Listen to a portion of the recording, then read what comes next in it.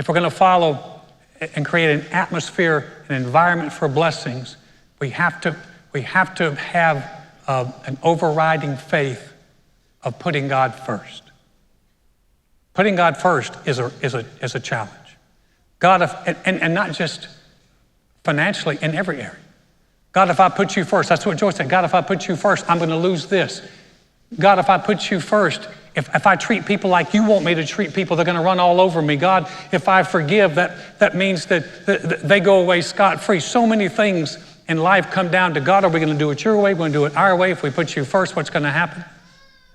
And it really takes a faith. But like the little widow woman, we need an overriding faith that's bigger than our fear.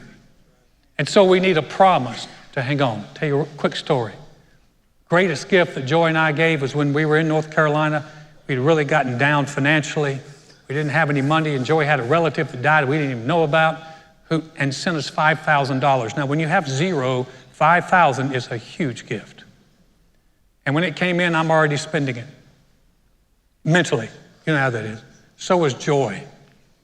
And so I'm praying one night, and boy, the Lord put it on my heart so strong that there was a couple we knew in Zimbabwe. Zimbabwe was going through a lot of turmoil. There's a couple we knew, they were a missionary couple, and the Lord just impressed upon me to send $2,500, which is half of that $5,000 down to Zimbabwe to this couple.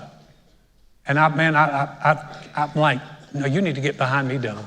That is, get behind me, Satan. That is not God. That is, and I prayed about it again, and boy, it just kept coming up. I prayed about it a couple of days. Finally, I told the Lord, if that's you, you're going to have to tell Joy. I know it's the chicken's way out. That's exactly what that is.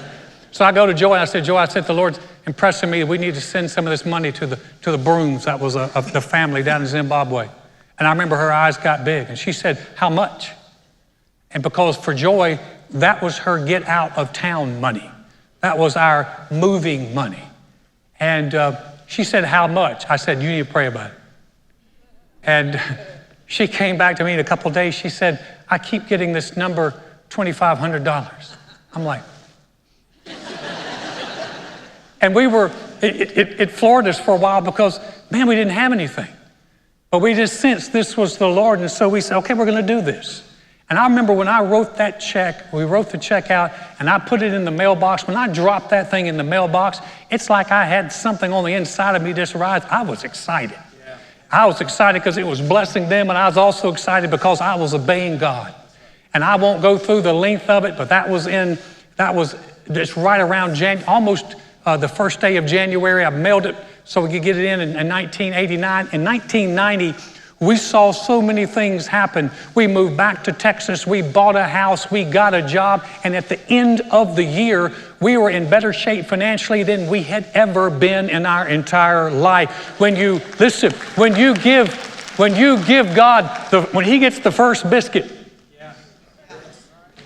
when he gets the first biscuit, you set yourself up for blessing. Say, Alan, do you believe that giving that $2,500 opened the door to all those? Absolutely, yes. Well, I don't believe that. Well, you weren't there. I was there. And I knew how low we had been, and I knew how God pulled us out.